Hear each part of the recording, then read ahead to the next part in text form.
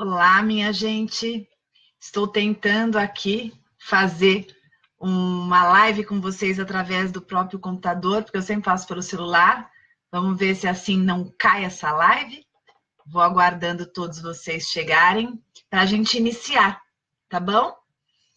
Essa vez foi tão corrido que eu não consegui colocar o aviso, né, que eu faria a live com antecedência, que nem eu sempre costumo fazer. Então, quero primeiro que vocês me falem se vocês estão me escutando, se vocês estão me enxergando. Oi, Esther. Oi, Jane. Então, me contem, tá? Se vocês estão me enxergando, se vocês estão me escutando, porque eu estou fazendo pelo computador dessa vez. Vamos ver se funciona. Né? Tava caindo demais as outras vezes. Olá. Me confirmem se estão me ouvindo.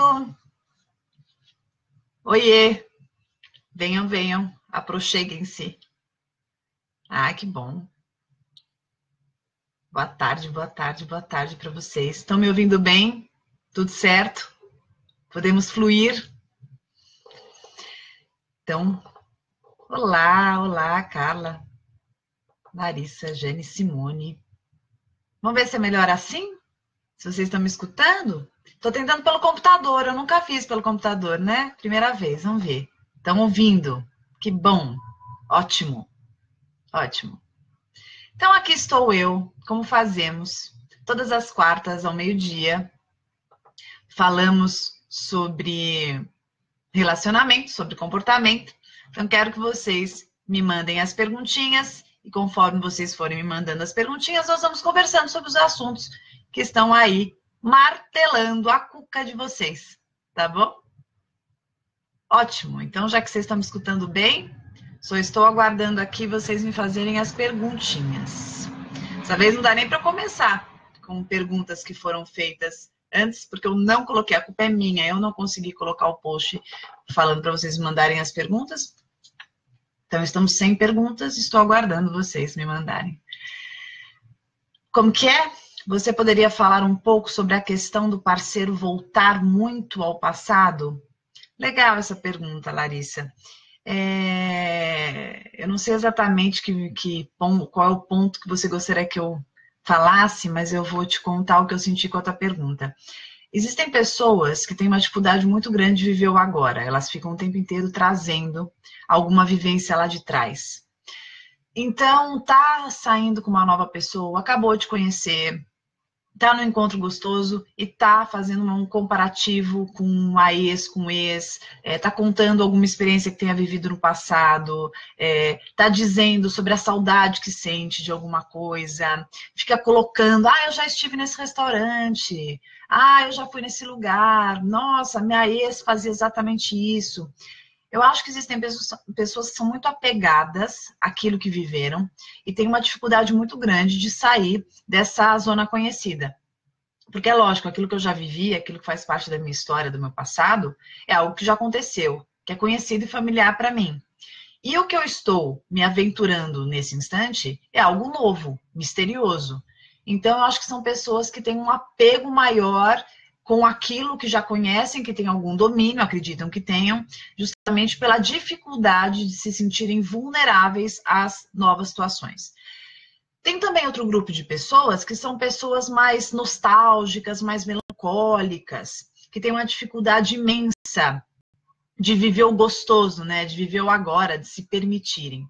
Então, elas ficam o tempo inteiro lembrando como elas eram felizes, como elas tinham uma condição melhor, como o trabalho lá do passado era mais interessante, como elas eram mais bonitas, como elas tinham mais saúde. Essas pessoas que ficam apegadas ao passado também são pessoas com uma dificuldade muito grande de estarem na vida, né? De viver o agora, de tentar efetivar alguma mudança que faça com que elas se sintam melhores. Tá bom? Vamos ver o que vocês estão falando por aqui. Vamos lá. Deixa eu voltar aqui. Então, beijos a todos aqui. Marla, Carla. Minha mãe, que é minha fã número 1, que está vendo a minha live. Que delícia. Beijo, mãe.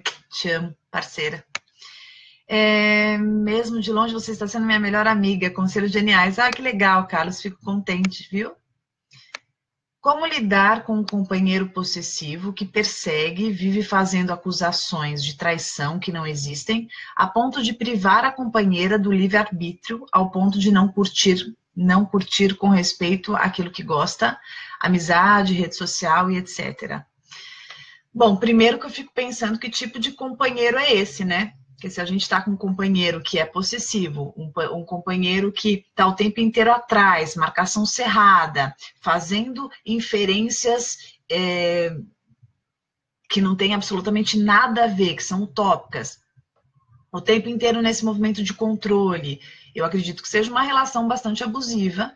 Na minha opinião, é um relacionamento muito destrutivo, em que não há liberdade, porque eu penso que quando a gente está se relacionando, a liberdade ela é fundamental, e a liberdade não tem nada a ver com promiscuidade, não tem nada a ver com banalização, tem a ver com confiança, que é a base de qualquer relacionamento.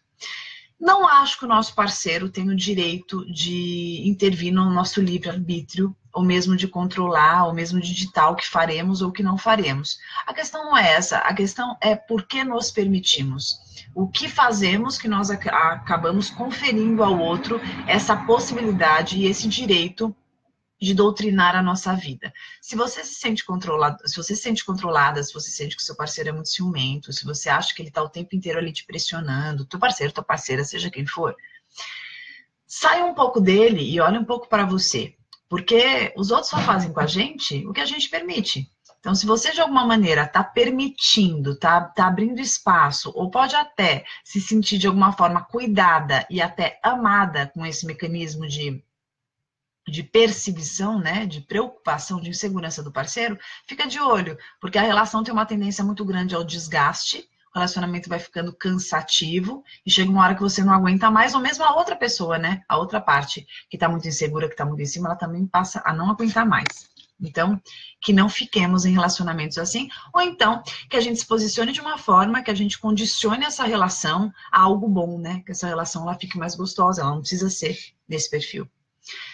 E quando o parceiro pede para que eu mude, mas ele mesmo disse que não consegue mudar, que depende de mim para isso, que depende de mim para que isso aconteça. Já disse que depende dos dois para dar certo. Ele disse que eu acho que ele não fez nada, não tem mais o que fazer, me sinto perdida, me ajuda, Pan. Nice, sabe o que eu penso? Eu acho que essa história da gente querer mudar o outro é muito complicada. Eu acho que a gente não tem o direito de mudar o outro, e mesmo que a gente conseguir, e mesmo que a gente quiser, a gente não vai conseguir. O principal é a gente poder contar para a outra parte como a gente se sente com algum tipo de comportamento. Então eu posso chegar para o meu parceiro e contar para ele que quando ele faz determinada coisa, eu fico chateada, quando ele tem determinada postura, isso me desagrada, que eu acho que eu ficaria muito mais contente se ele agisse dessa forma. Contar como eu me sinto é uma coisa. Propor que a gente possa rever a relação também é uma coisa. Eu apontar e colocar no outro a responsabilidade das situações que estão acontecendo, dizendo que ele tem que mudar de uma forma impositiva, é como se eu estivesse, de alguma forma, colocando e responsabilizando o outro por todas as questões e por todos os desdobramentos da relação. Quando isso não é verdade. Então, eu acho que se você pensa que a relação não está muito legal, que você efetive mudanças de acordo com aquilo que você escuta do teu parceiro e que você acredita que caiba. Faça essas mudanças. A sua mudança automaticamente já vai refletir na mudança do outro, mesmo ele não querendo mudar, tá? Mesmo ele se colocando assim, reativo, dizendo que não quer, que não vai mudar, mesmo dessa forma, se você efetivar qualquer mudancinha, o sistema inteiro é obrigado a mudar. Por quê? Porque quando eu faço uma mudança dentro de uma interação relacional, o sistema, né, essa relação, ela é obrigada, para ela tentar se reequilibrar, ela tem que mudar. Então, não fiquem tão presos na mudança que tem que vir do outro, mas façam alguma mudança. Qualquer coisa que você mude já vai repercutir em alguma transformação no relacionamento. Eu acho que vale a pena, pode ser muito interessante, tá? Como ajudar uma pessoa com bloqueio sentimental? Primeiro que a gente tem que lembrar que a gente só ajuda quem quer ser ajudado. Essa história de querer ajudar quem não quer ser ajudado, aí você está fazendo muito mais um movimento para você, por você, do que pelo outro. A outra parte tem que querer, tá, essa ajuda. O bloqueio emocional é da outra parte, é da pessoa. Então, se ela tem um bloqueio, ela pode ter um trauma, Ela pode ter tido uma experiência que ela internalizou uma crença limitante. Ela pode realmente acreditar que, ai, porque eu fui traída, todos os homens traem. Ou, porque eu fui roubada pelo meu parceiro, todo parceiro que eu tiver vai me roubar. Todos os relacionamentos que eu entro, os homens são cafajestes.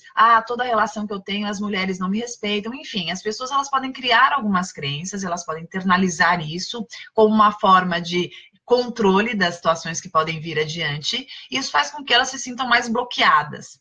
É muito comum você ver uma pessoa, por exemplo, que sofreu algumas questões importantes na infância, na adolescência, na vida adulta, nos outros relacionamentos pregressos, e ela acaba se portando nas relações de uma forma um pouco mais retraída. Tem dificuldade de se entregar, tem dificuldade de estar inteira ali, fica o tempo inteiro econômica, né, na relação. Essas pessoas, elas podem apresentar essas condutas em razão de algo que tenham vivido e também junto com a personalidade, o jeitão que elas tenham, tá?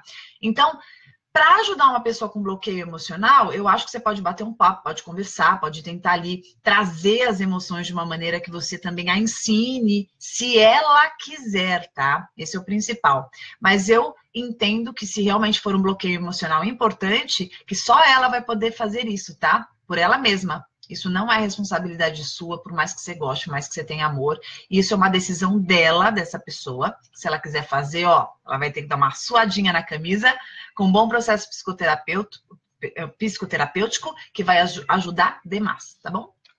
Demais. Um bom processo psicoterápico faz a diferença, tá bom? Tenho dificuldade de me impor, com medo do que ele cortou aqui, que você ia falar, depois você manda de novo, tá bom, Eduardo? Fala um pouco sobre perda de um ente querido. Meu namorado faleceu faz um mês. Meu Deus, minha querida, que difícil. Eu vou falar sobre a perda do seu namorado, né, um ente querido, enfim, quem tenha tido qualquer perda dolorida. E vou falar também das pessoas que terminaram algum relacionamento recentemente. Por que eu digo isso? Porque o falecimento de uma pessoa querida, ele vai precisar do mesmo luto de quando eu termino uma relação. Tá? Um término de uma relação, a perda de um emprego, a mudança de uma casa, tudo isso são fechamentos de ciclo, né? Alguns que a gente já estava esperando, alguns que a gente planejou, outros que não. Uma perda abrupta de um namorado, que nem você está me contando aqui, eu te imagino, eu consigo imaginar a dor que você está sentindo, né? Uma sensação que nem você falou, sem chão, acho que não tem como estar diferente, acho que é uma situação nova, é uma situação dolorida, totalmente fora do trajeto natural das coisas, e que faz parte de todos os sentimentos que você está vivenciando. Minha dica para você e para todo mundo que pode ter perdido alguém querido ou terminado uma relação, que vocês se permitam viver todas as emoções que surgirem. Se permitam. Se tiver que chorar, chore muito. Se tiver que se fechar um pouco no quarto e dar um berro, que vocês deem. Que vocês façam tudo isso, porque as emoções não têm que ficar oprimidas dentro de vocês. Essas emoções, elas precisam sair. E conforme elas vão saindo, elas vão sendo percebidas e elas vão sendo elaboradas. Eu acho isso muito importante. Depois disso, eu acho que vocês precisam se ajudar. Depois que esse emocional berrar, que ele conseguir ter bastante voz, eu penso que vocês devem se ajudar. E se ajudar assim, estarem perto de pessoas queridas, pessoas que te queiram bem, pode ser família, mãe, pai, irmãos, tios, tia, avós, primos, pode ser amigos queridos que te façam bem. E volte a fazer algumas coisas que também te façam bem. Pense em algumas atividades que vocês se sintam super revigorados e que durante o relacionamento vocês não tenham feito, ou de acordo com a rotina que estava acontecendo, vocês tinham esquecido de fazer. Tudo isso vai ajudar com que vocês se distraiam e que vocês se preencham um pouquinho. Nada vai substituir essa pessoa que faleceu, né? Nada. Mas com tudo isso, vocês vão, aos poucos, elaborando essa questão, internalizando os sentimentos e ficando mais em paz. São várias as etapas nessa fase. A gente passa desde a negação, a raiva, a negociação, a tristeza, até a gente conseguir chegar na fase de aceitação. Fase essa quando a gente consegue tá mais tranquilo com o que está acontecendo, e não é estar feliz, né, e nem estar triste, mas ter mais consciência, tá mais inteirado com a situação, percebendo que, embora doa bastante, ainda assim a gente consegue erguer a cabeça e seguir adiante, que é isso que tem que acontecer. Lembrando que quando alguém se vai, esse alguém não leva embora todas as coisas boas que nós vivemos juntos. Cada experiência, viagem, beijo, transa, conversa, confidência, cumplicidade, festas, gargalhadas, choros, carinhos, tudo isso que foi vivenciado está aqui dentro, está internalizado. Isso não é perdido. Acho tão importante a gente lembrar, porque senão a gente tem a sensação de que quando alguém morre ou quando alguém termina a relação com a gente, como se essa pessoa fosse embora e ela levasse consigo tudo aquilo que a gente viveu, mas não leva, tá? A presença física vai embora, mas fica com a gente todas as lembranças, todos os aprendizados, cada experiência, todas as vivências que nós tivemos ali. E isso é maravilhoso, porque esse é o diferencial. É assim que a gente percebe que a gente sai mais forte de todas essas situações, mais preparados, né, para outras relações que possam ou não acontecer, vai depender da nossa escolha. Tá bom? Eu pelo menos faço isso. Quando eu penso sobre pessoas muito, muito especiais da minha vida que não estão mais comigo, que foram embora, que morreram num tempo que eu não queria que fosse, eu tento lembrar das coisas boas que nós vivemos. E quando eu vou lembrando das coisas boas que nós vivemos, é como se eu pudesse trazer essa pessoa para perto de mim.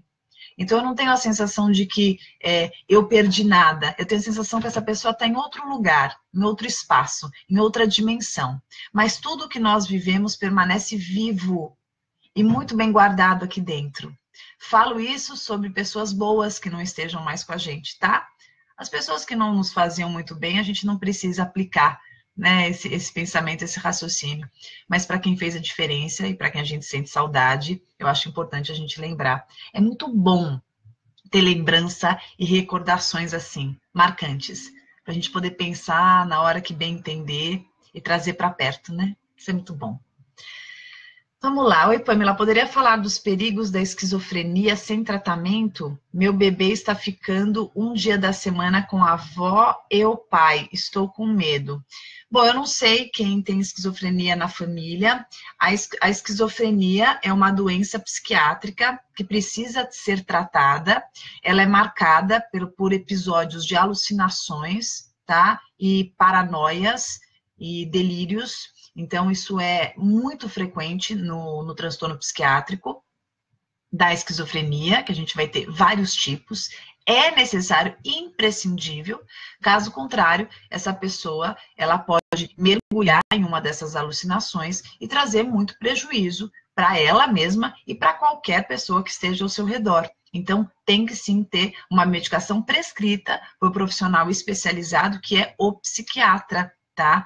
Mais sobre isso eu nem consigo desenvolver, porque eu não sei exatamente o que é o caso, eu não sei o que está acontecendo, mas o fundamental é que se você perceber que uma pessoa tem qualquer sintoma da esquizofrenia, você percebe que o indivíduo, ele alucina, você percebe que ele delira, você percebe que ele cinge com a realidade, que a percepção dele não é adequada, né, que ele enxerga aquilo que não existe, que ele percebe coisas que você não consegue perceber, que ele tem essa confusão do raciocínio, né, que ele tem essa conduta que socialmente pode ser muito perigosa. Então você já encaminha imediatamente para um profissional especializado, um psiquiatra, para que possa fazer o tratamento, tá bom? E você tem toda a razão, se de repente alguma dessas pessoas que você disse tem esquizofrenia, você tem um bebezinho, que esse bebezinho não possa ficar lá enquanto essas pessoas não estiverem medicadas, você não tenha dúvida disso, tá bom? Pamela, como lidar com as críticas? Ontem passei por 2 experiências desagradáveis sobre isso. Não cheguei a chorar. Ixi, é que quando vocês vão fazendo comentário e vai rolando aqui, eu perco a pergunta. Bom, primeiro que assim, gente, ontem no Tribuna Independente, a gente gravou o programa do dia 2 de novembro, e eu falei sobre autoconfiança. E falando sobre autoconfiança, veio esse tema sobre críticas, né? Sobre críticas, sobre feedbacks. Então, não é fácil para ninguém, a gente está no trabalho, está no emprego, e receber um feedback negativo. Dói para burro, né? A gente está lá fazendo o nosso melhor, se esforçando, de repente vem o chefe, vem alguém lá e conta, olha, não foi legal isso que você fez, eu não gostei, assim, assim, assado. Então, primeiro vamos realizar que sim, é difícil, não é fácil, ninguém gosta de ficar sendo apontado nas suas falhas, mas isso faz parte da vida e não tem outro jeito que não seja nós aceitarmos, nós internalizarmos tudo isso que é falado para que a gente consiga fazer melhor. As críticas que são colocadas na relação, né, na relação pessoal, no relacionamento amoroso, elas também não fogem muito disso. Claro que é difícil escutar, mas a gente tem que estar assim com os nossos ouvidos atentos para que a gente consiga melhorar a nossa relação. Assim como eu preciso estar com os meus ouvidos atentos para escutar a crítica que venha do meu parceiro, ou que venha de qualquer pessoa que é importante para mim, eu também tenho que exercitar eu também tenho que exercitar minha capacidade de exteriorizar, porque eu escuto, mas eu também exteriorizo. E a outra parte também tem que saber escutar. Senão, só você fica escutando, só você fica, né, levando ali uma crítica atrás da outra, e não existe a troca do outro lado, tem que existir. Outro ponto importante é a forma que criticamos, né? Porque tem muita gente que usa a crítica como uma maneira de agredir. Ah, não, mas só tô falando, eu tô tentando te ajudar. A crítica, ela só vale se ela for construtiva. Eu só faço uma crítica para você se eu entender que através disso a gente vai melhorar a nossa relação, ou mesmo algo que você possa modificar, alterar, ajustar na sua conduta, vai tornar a sua vida melhor. Caso contrário, a gente está falando de uma agressividade maquiada de uma crítica, tá? Existem pessoas que não escolhem as palavras, que fazem xingamentos, que gritam, que pegam ali em pontos fracos da gente, dizendo que estão falando isso para nos ajudar, dizendo que estão falando isso, não, é uma crítica construtiva, você não sabe ouvir crítica. Então, vamos ficar espertos para a gente saber diferir o que é crítica, né? O que realmente está acontecendo como uma crítica, uma coisa boa, ou quando é uma agressividade. Sabendo diferir isso, a gente consegue uma qualidade de comunicação muito melhor. Vamos lá. Beijo, Tereza, querida. Quando é o mesmo parceiro que não aceita terminar? Separei, mas ele voltou dizendo que não quer separar. Bom, acho que a pessoa não tem, primeiro que não tem obrigação de querer separar no mesmo momento que você. Faz parte, às vezes a gente quer separar, a outra parte não quer separar. Agora, eu abro aqui um alerta para pessoas que ficam apoiadas no movimento do outro. Então, assim, eu não consigo me separar porque ele não quer se separar. Não, mas eu queria muito pedir a separação, minha relação não é boa, mas ele não quer, ele que não quer. Então, vamos tomar um pouco de cuidado com essa história de ficar jogando no outro responsabilidades que são nossas. Tá? Então, se eu acho que eu vou me separar, se eu acho que a relação não tá boa, se eu acho que essa relação tá trazendo prejuízo para mim, que ela tá me machucando, que ela é destrutiva, que ela traz a minha vida, eu me responsabilizo disso, eu entro em contato com as minhas questões, com os meus sentimentos, com os meus objetivos, com os meus planos, com as minhas estratégias, e se aquilo não fizer sentido, eu vou fazer movimentos para sair dessa relação. Não vale perceber tudo isso, ter muito medo de sair da zona de conforto, da zona conhecida, e ficar esperando ou mesmo fazendo alguns movimentos para que a relação se torne insuportável e o outro tenha que tomar esse partido. E o outro tenha que tomar uma decisão que você não tem coragem de tomar. Tá? Então, para todo mundo que fica nesse chove não molha e colocando a responsabilidade do término no parceiro, vamos ficar de olho, porque essa é uma posição muito covarde diante de uma insatisfação que você está vivendo e que você tem que assumir. Se não estou feliz no trabalho, eu vou lá e vou me posicionar. Eu não vou ficar fazendo um inferno no trabalho, sendo negligente, deixando de fazer coisas, chegando tarde, saindo cedo, para o meu chefe ficar de saco cheio e ele ter que fazer o movimento. A gente tem que lembrar que somos humanos, que nós temos valores e a gente tem que se posicionar. Se não quero, se não estou feliz, eu vou lá e falo, eu vou lá e converso, em qualquer que seja a relação. Não estou feliz com fulano, não estou feliz com ciclano, não fica tornando o relacionamento um horror, e isso pode inclusive, ou mesmo boicotando a relação, né, para que o outro faça um movimento que você não consegue fazer. Eu acho que isso é um ponto importante para a gente pensar. Oi, Samara, como lidar com pessoas... Bom, primeiro, a pergunta é ótima, Daziela, porque o psicopata é um indivíduo dificílimo de se lidar, justamente porque psicopata, vocês estão me escutando, eu quero que vocês gravem o que eu vou falar. Compartilhem na página de vocês. Eu gostaria muito que as pessoas escutassem isso que eu vou dizer, que é super importante, tá? Vamos lá. Vamos começar com o primeiro ponto. Psicopatia, meus queridos, não é uma doença, tá? Psicopatia é uma forma de ser. Gravaram? Psicopatia é uma personalidade, um transtorno de personalidade, não é uma doença. Quando a gente fala de alguma doença, a gente está falando de esquizofrenia, a gente está falando de uma depressão, por exemplo. Ou seja, o psicopata, ele não se trata, porque não tem como você acabar com uma doença de psicopatia, sendo que psicopatia não é uma doença, tá bom? Psicopata é o jeitão do cara de ser. Os estudos mostram que a psicopatia, ela é uma disfunção cerebral em que o indivíduo não tem a capacidade de sentir.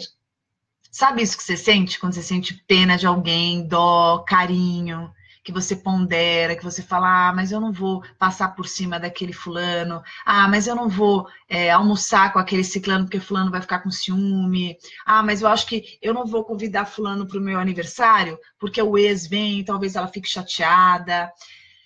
Não vou fazer isso com meu parceiro porque senão isso vai magoá-lo. Isso chama-se empatia, que é a capacidade de se colocar no lugar do outro. O psicopata, ele não tem empatia nenhuma. Ele age sempre em busca do prazer, do poder, do sucesso.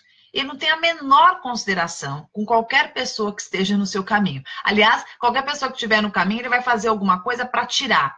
E vai sugar de todas as pessoas tudo o que eles bem entenderem para que eles consigam os seus interesses.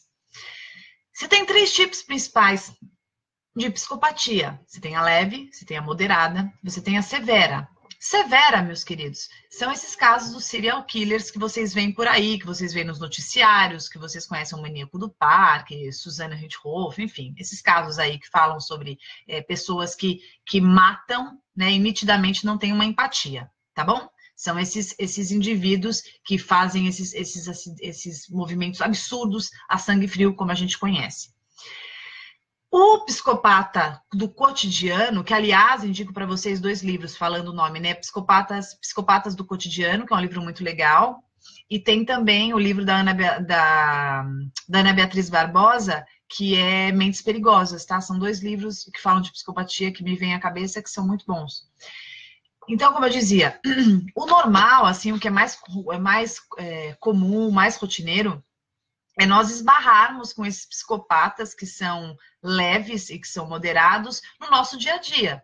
Que é o famoso 171, que é aquela pessoa que faz e não tem qualquer consciência daquilo, né? Tá tranquilo, faz absurdos e toca a vida.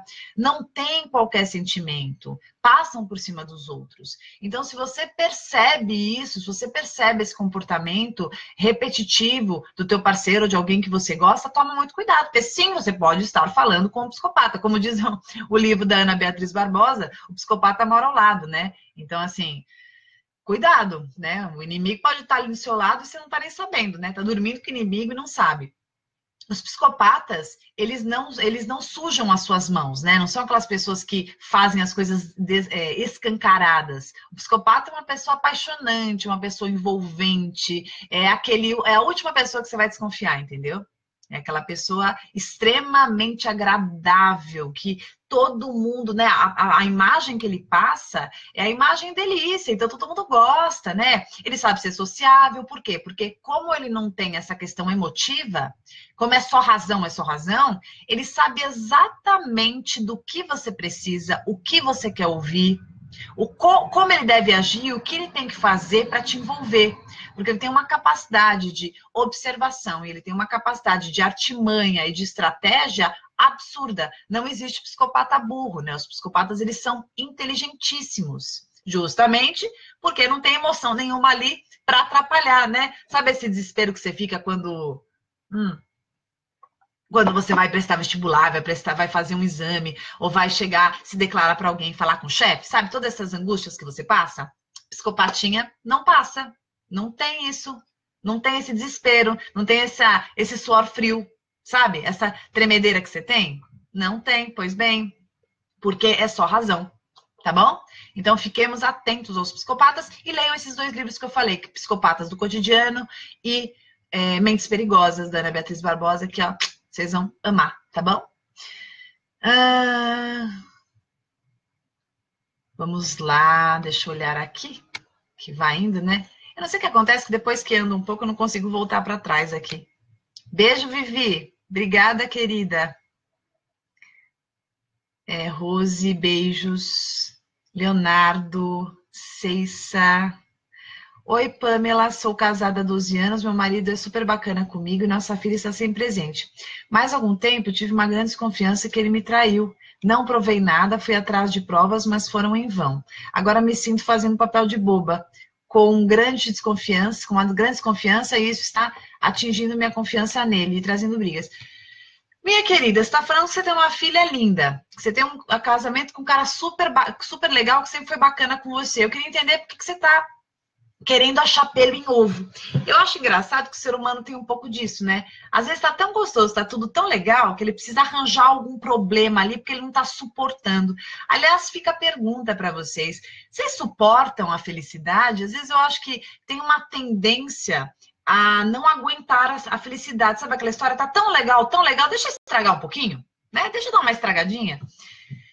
Questiono isso, né? Acho que a gente tem que saber lidar com a felicidade, com os momentos gostosos, se permitir. Vejo, hoje mesmo eu estava falando com a minha paciente, eu vejo muitas pessoas sempre associando um momento bom, uma coisa boa, com a necessidade de um sacrifício, sabe? Ah, então tá tão bom, mas sei o quê. E aí tem uma sabotagem, como se quando desse algum probleminha na situação, ela ficasse mais reconhecível, né? Interessante essa história da autossabotagem, né? É como se a gente precisasse estragar aquilo, e ao passo que eu estrago aquilo se torna mais familiar. Aí me vem uma outra ideia. Quando eu nada tenho, nada eu tenho a perder. Quando muito tenho a perder. Então eu acho que a gente pode se tornar muito amedrontado, medrosos e covardes quando a gente se vê em situações que a gente tem muito a perder. Isso explica porque algumas pessoas possam abandonar relacionamentos que estejam muito gostosos, né? Ou possibilidades muito promissoras de relacionamentos, ou negócios que tenham tudo para funcionar, ou abandonam a faculdade no auge, na hora que está funcionando. Eu acho que pode ser justamente o medo de entrar naquilo, aquilo se desenvolver, aquilo se mostrar super bacana, super legal e não dar conta. Então, sobre a sua pergunta, primeiro olha para você, como será que você está consigo mesma? Imagino que talvez você esteja insegura e a desconfiança esteja partindo de você. Costumo dizer também que eu nunca penso sobre o outro algo que eu não conheço. Eu só enxergo o que eu conheço, o que de alguma forma já acessou a minha vida. Então, da onde vem essa desconfiança? Ela está saindo de você. Você já viu que não teve provas. Então, por que você desconfia? Como você está com você, como você está com as suas questões, se você está gostando de si, se você se julga merecedora, tudo isso é importante para você ponderar que muito provavelmente as suas inseguranças íntimas, pessoais, individualizadas, estejam sobrepondo qualquer razão e estão sendo projetadas no teu parceiro, tá? Que às vezes não tem nada a ver com o pato. Vamos lá. Pamela, linda, te acompanho desde Lima, no Peru. Te encontrei no YouTube. Que legal, Poliana. Fico feliz, viu? Muito bem-vinda você. Pamela, estou estudando na mesma turma da universidade com meu ex. Terminamos há um mês. Ele me trocou por outra. Namoramos 3 anos. Como superar agora que eu estou vendo ele direto? Você namorou há 3 anos. Vocês terminaram há um mês. Ele te trocou por outra. Eu acho que você tem que olhar que ele te trocou por outra e acho que a vida está mostrando para você, fazendo com que você entre em contato, porque a vida é assim, né, minha gente? A gente não quer ver, parece que ela vai lá e esfrega. Vocês já viram isso? Você não quer ver, vai lá e esfrega, né? Você não quer ver, vai lá e aparece a fotona, né, no Instagram. Então, a vida, ela vai arranjando das formas mais pitorescas possíveis um meio de mostrar pra gente aquilo que a gente não quer ver, né? De esfregar na nossa cara algo que a gente tenha dificuldade, algo que a gente esteja resistente. Acho que talvez exista ainda uma questão sua, uma resistência em realizar, entender o término desse relacionamento e a possibilidade de você estar nessa universidade e vê-lo e saber que ele tá com outra, é para você realmente internalizar isso, perceber que esse ex é ex, que ele tem que estar no esquecimento, né? Que ele tem que ficar lá distante, que ele já tá com outra pessoa, e para você tocar a tua vida, né? Porque se você tá na altura do campeonato, depois de tudo que aconteceu, ainda pensando, escrevendo uma pergunta sobre ele, é que você tá dando uma importância para ele na tua vida que ele não merece. Dá essa importância toda para você. Foque em si. Invista energia e interesse na sua pessoa. É ela que precisa de resgate. É ela que precisa ser revista. Vamos lá. Meu namorado sempre diz que a minha família não é nem um pouco humilde e fala que nós somos snobs. Como faço para que ele pare com isso? As pessoas falam o que elas querem falar. A gente não tem o controle nem o direito de impedir que as pessoas pensem ou falem. Posso até contar para o meu parceiro que quando ele diz alguma coisa eu fico chateada, eu não gosto, aquilo não internaliza muito bem aqui, mas daí eu querer fazer com que ele pare, eu não tenho esse poder. Agora eu vou para outro ponto. Isso que ele fala faz sentido para você? A sua família é snob? Isso que ele diz tem alguma ressonância interna? Porque eu costumo dizer que só incomoda o que o outro diz se de fato fizer sentido. Se alguém virar para mim e falar assim, ah, Pamela, você é snob. Ah, vai entrar aqui, vai ser aqui, porque eu não sou snob. Eu sei que eu não sou. Agora, se a pessoa disser alguma coisa que realmente faça, por exemplo, Pamela, você está trabalhando demais, você não está cuidando muito bem da sua saúde. Talvez eu pare e fale, opa, me incomodou. Porque eu acho que eu deveria estar cuidando mais da minha saúde, deveria estar fazendo mais exercício, deveria estar cuidando melhor da minha alimentação, né? Então, quando alguém fala uma coisa que não faz qualquer sentido, entra aqui, sai aqui. Quando alguém fala alguma coisa que faz sentido, é quando começa a nos incomodar. Então, ao invés de você ficar incomodado e querer que ele pare, entre você aqui num consenso, em que lugar que você vai dar isso que ele está falando, tá bom? Porque assim, ele vai falar, você nem vai ligar, vai entrar aqui, vai sair por aqui. Tá bom? Beijos, Liginha querida. Beijos, Rose. Eu quero educar meu filho, mas quando ele vai para a casa dos avós, a avó faz de tudo que ele quer. E quando eu vou corrigir, ela me maltrata. Não estou conseguindo.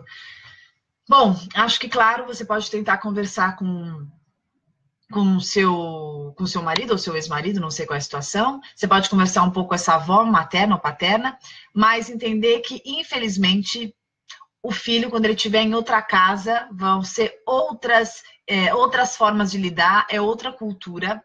A criança, aos poucos, ela vai entendendo, ela vai internalizando, ela vai entendendo que na casa da vovó pode isso, que na casa da mamãe não pode aquilo. Ela fica um pouco confusa nesse começo, mas aos pouquinhos ela vai entendendo. Agora, você também tem que aguentar e você tem que bancar as regras que você determinou e entender que mesmo que a criança faça cara feia, não goste, essas são as regras de casa. E você é a mãe. E essa criança vai obedecer, tá bom? O mais importante é você estar alinhada com aquilo que você quer ensinar e aquilo que você quer passar para o teu filho. Porque não vai dar para você unificar. Por mais que você tente, por mais que fosse o melhor dos mundos, é quase que impossível, né? A gente põe o nosso filho na casa da tia, a tia fala o que ela quer, faz o que quer, dá aquela comida que a gente não gosta de dar. Então não adianta, cada cabeça uma sentença. Agora a gente vai fazer o quê? Não vai deixar nosso filho estar em nenhum lugar? Eu acho que aí a gente não cria essa criança para o mundo, né? A gente pode cuidar do ambiente, mas também entender que essas divergências, essas diferenças de forma de educar, sempre existirá, né? Não tem muito o que fazer, sempre existirão, perdão. Falei de psicopata, vocês ficaram interessados, né? Não tem muito o que falar. Relacionamento abusivo, quando você pergunta, é todo aquele relacionamento que machuca. Qualquer relacionamento que seja marcado com controle, possessividade, críticas excessivas, uma campanha para baixa da autoestima, silêncios ensurdecedores, ou então comentários que são colocados minuciosamente daquele jeitinho que a gente sabe que vai dar aquela alfinetada. jogos emocionais, torturas psicológicas. Tudo isso diz respeito a relações abusivas que só acontecem quando esse parceiro está permitindo, tá? Então, existe uma postura permissiva. Por que existe essa postura permissiva? Por uma baixa de autoestima, por uma baixa de amor próprio, por uma dificuldade de se colocar, de impor limite, pelo medo do abandono. Porque o abusado, ele tem muito na cabecinha de que ele não pode viver sem aquela pessoa, que nunca vai encontrar ninguém que o ame, que, ai meu Deus, que ele tem que aguentar, ele tem que ser mais tolerante, se sente culpado, porque o indivíduo, o abusador, ele é extremamente ardiloso. Então, na hora que ele está proferindo, né, quando ele está falando aquelas coisas horrorosas ali, daquele jeito lá, que a gente fica até com medo, é muito comum a sensação de medo na relação abusiva. Ele fala de uma forma que chega uma hora que você nem sabe por que, né, aquilo está acontecendo e você começa a se sentir culpado. E esse sentimento de culpa é muito característico das relações abusivas. Então, o fundamental é que a gente vá aos pouquinhos procurando apoio de amigos, de familiares, para que a gente possa se sentir mais amado, mais fortalecido, para ir se colocando um pouco mais, porque conforme eu começo a gostar mais de mim, quando eu começo a rever o meu valor e me reconhecer no meio dessa despersonalização que a relação abusiva causa, aí é uma maravilha, porque eu vou me sentindo mais forte, eu consigo me posicionar melhor, e o vampirinho, que é o abusador emocional, ele não consegue mais morder o nosso pescoço. E aí é o gancho, né? Aí é o gancho para esse livramento. Pessoas que não demonstram sentimento por ninguém, nem por pai e nem por mãe e outros membros da família. Não sei se está falando da psicopatia, mas pode ser. Ah, legal. A Karen está pedindo para falar sobre o transtorno borderline de personalidade. Vocês conhecem esse transtorno? Já ouviram falar? O transtorno borderline de personalidade é um transtorno de personalidade, como já diz o nome. E o borderline, chama-se borderline, só por curiosidade para vocês saberem, porque ele fica nessa linha entre psicose e neurose. Ele não chega a ser uma psicose, né? Não chega a ser uma esquizofrenia, mas ele tá bem na linha, tá? São indivíduos extremamente intensos, tá? Sensíveis. Indivíduos à flor da pele, eu acho que caracterizam muito bem essas pessoas, que quando tem o transtorno de personalidade, eles não têm uma personalidade definida. Eles são todos fragmentados. É como se eles tivessem aqui dentro um vazio imenso. E é esse vazio que faz com que eles estejam o tempo inteiro vinculados a alguém.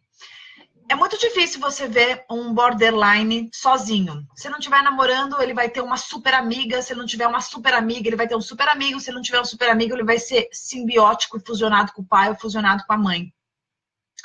O borderline, em função desse vazio, em função dessa ausência de percepção e internalização da forma que são e da personalidade, eles são meio... João vai com os outros, Maria vai com as outras, sabe? Então, se eles estão num grupo de igreja católico, por exemplo, eles se tornam católicos fervorosos ou evangélicos fervorosos. Se eles resolvem fazer amizade com uma pessoa que é skatista, se tornam skatistas. Se eles resolvem ser amigos dos góticos, se tornam góticos. É muito interessante porque o borderline tem esse mecanismo meio camaleônico. De acordo com aonde ele está, ele é. Porque ele não tem aquela personalidade forte de que eu penso isso e pronto. Eles vão indo, porque eles precisam se sentir amados, precisam se sentir benquistos e queridos. A sensação de não ser amado é aniquiladora para o borderline, porque ele tem muito receio de ser abandonado, muito medo de se sentir sozinho. É muito comum você ver o borderline se cortar, né? Não sei se você conhece alguém assim ou se você já passou por isso. Sabe por que ele faz isso? Que é uma forma dele se sentir. Porque quando sangra, ele percebe que ele existe. Claro que numa dessa, ele pode cometer um suicídio. E é um horror. Mas ele faz esse movimento para se sentir. Então é muito, muito normal ou se cortar, ou se cutucar. Fazer movimentos que eles possam perceber que eles existem, que eles são alguém. Para transtorno borderline, psicoterapia. tá? Esse trabalho de resgate de si mesmo é muito difícil para os psicólogos que estão me assistindo. Borderline é um paciente muito difícil, cansativo. É um paciente que ele evolui muito pouco, ele vai ao passo de formiguinha, mas a gente pode ter resultados super interessantes no tratamento com borderline, e também porque ele é um paciente apaixonante, né? Normalmente ele é carismático, normalmente ele é simpático, porque ele quer muito agradar. Tudo bem que às vezes exagera, tudo bem que às vezes fica um pouco pegajoso, no sentido relacional amoroso também, mas isso é uma característica. Normalmente os borderlines são aqueles amigos super legais, tá? Que vão às festas, que te tratam super bem, que são adoráveis, porque eles precisam se sentir bem-quistos. É muito difícil você ver um borderline que fala alguma grosseria ali pro outro, a não ser que ele se sinta rejeitado, tá? Se ele se sentir rejeitado, ele vira, assim, do anjinho ao demônio, tá? Ele tem essa mudança abrupta. Você tem tudo de um border se você tratar com carinho. Tudo. Ele faz de tudo por você. Se você tratar com amor, se sentir bem quisto por você, você tem tudo dele. Se você começar a tratar meio mal, rejeitar, se ele sentir ameaçado por você, você tem nele um horror, um inferno. A pessoa vira assim do avesso. Justamente porque ele é intolerante. Outra característica muito frequente do indivíduo que tem um transtorno borderline de personalidade é exatamente a intolerância à frustração. Qualquer coisa tira o border do sério, tá? Por isso que tem muitas pessoas que confundem o transtorno de personalidade borderline com a bipolaridade, porque dentro do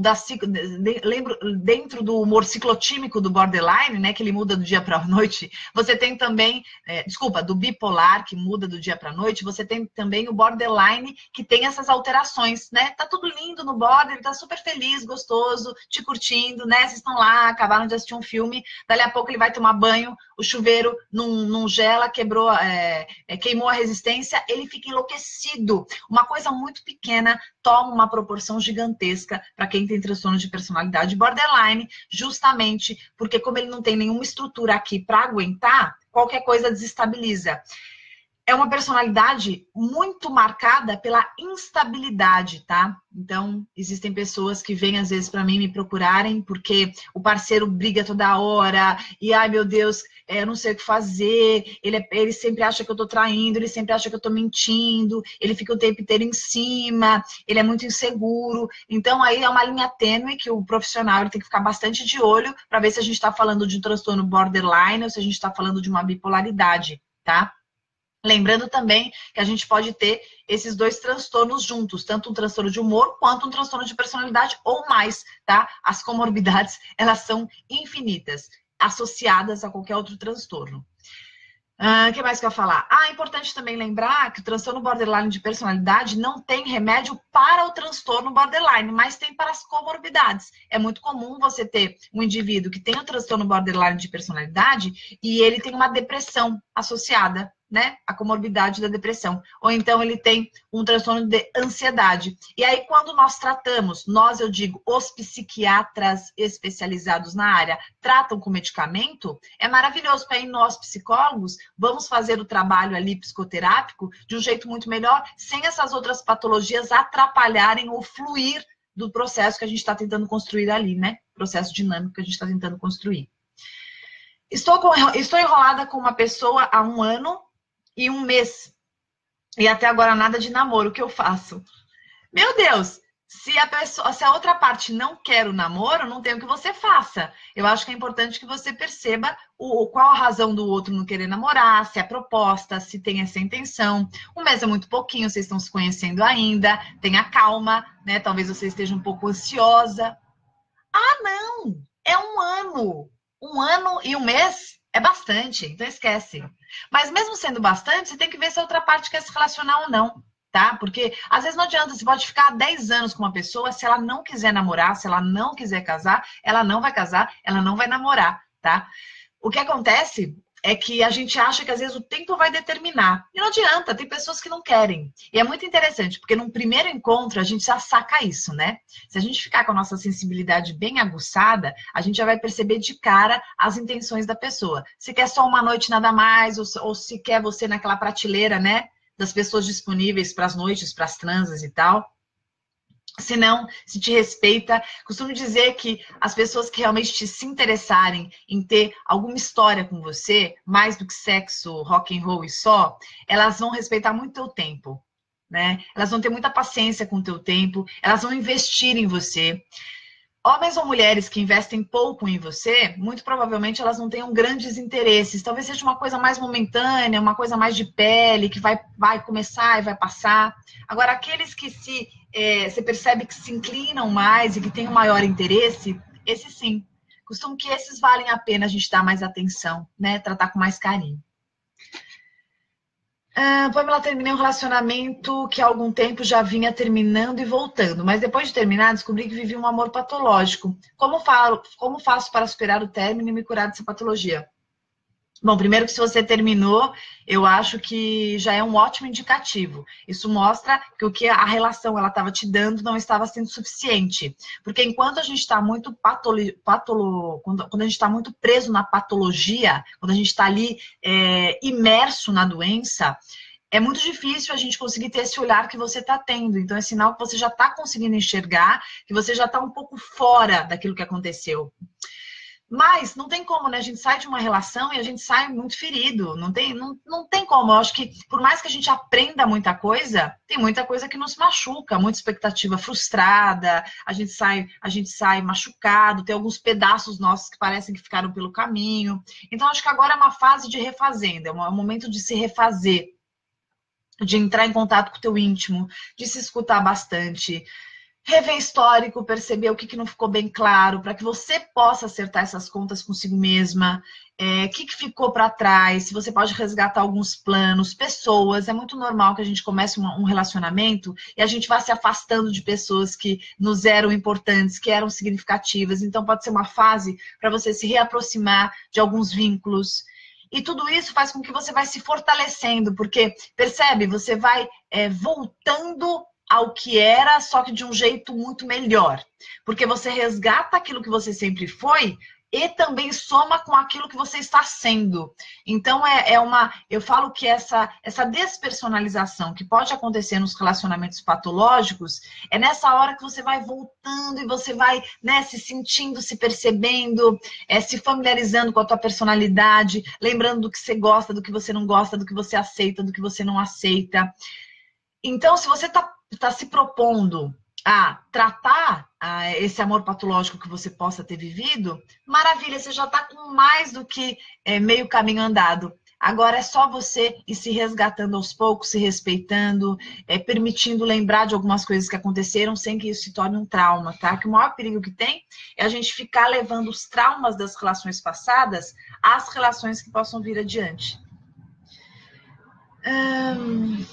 Meu companheiro anda falando muito palavrão e eu não gosto. Quanto mais eu peço, mais ele fala. Então, se você já falou e ele continua fazendo, você pode dizer a ele o seguinte: olha, se eu disse para você que isso que você está fazendo está machucando e você está continuando, eu estou entendendo que você quer me ferir. Então, eu vou ficar longe de você. Quando você me quiser perto, você me escute, né? Eu acho que às vezes a gente precisa se posicionar de formas diferentes para o parceiro perceber que a gente está falando é sério mesmo. E às vezes as pessoas, não só parceiro, filho, né? Filho nos testa muito. Então, nesses testes, se posicione, fique firme. Por amor, muitas vezes a gente tem que se afastar um pouco, tá? Por amor, às vezes a gente tem que fazer uns movimentos ali que podem soar meio assustadores no início, mas que são eles que vão fazer a diferença. Às vezes a gente precisa não só falar sério, mas se posicionar de uma forma mais séria. Às vezes a gente precisa sair, né? Eu até postei uma coisa no Instagram, quero passar meu Instagram para vocês, é @psipamela, @psipamela, entrem lá. Eu falava sobre, às vezes a gente tem que sair da montanha para enxergar a montanha com mais clareza. Às vezes a gente precisa sair de algumas relações para de fora a gente conseguir enxergar com mais clareza, né? Ter mais compreensão daquilo que está acontecendo, perceber melhor o que existe ali, tá? Bom, meus queridos, preciso ir, voltar a atender. Quero convidar todos vocês, dia 2 de dezembro, um sábado, para a minha palestra, que vai ser aqui em São Paulo. Vou falar sobre amor próprio. Entrem no meu Instagram, @psipamela, psipamela, e aqui também eu postei algo sobre todas as informações desse trabalho que eu desenvolvi para vocês. É uma palestra bastante interativa. Eu permito e convido vocês para participarem, para fazerem reflexões, para fazerem exercícios. A minha ideia é que vocês saiam da palestra diferentes, que vocês pensem de uma forma um pouco mais maximizada, tá? Ampliada. É isso que eu quero. Eu gostaria muito. Escolhi um sábado, porque eu sei que tem muita gente que mora fora e que pode vir até São Paulo, capital, participar da palestra, tá bom? Então, por favor, se vocês quiserem mais informações, vocês entrem ou no meu Instagram, @psipamela, ou aqui mesmo, uma das últimas postagens, tem todas as informações. Logo mais eu vou colocar na capa do Facebook, para vocês entrarem em contato, para que vocês se informem com a assessoria, tá?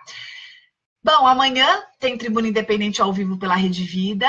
Eu quero muito que vocês assistam. Acho que vocês vão gostar do tema, tá? Sempre falo de relacionamento, sempre falo de comportamento, sempre algumas dicas para que a gente consiga viver melhor, tá? Um prazer estar aqui com vocês. Adoro falar.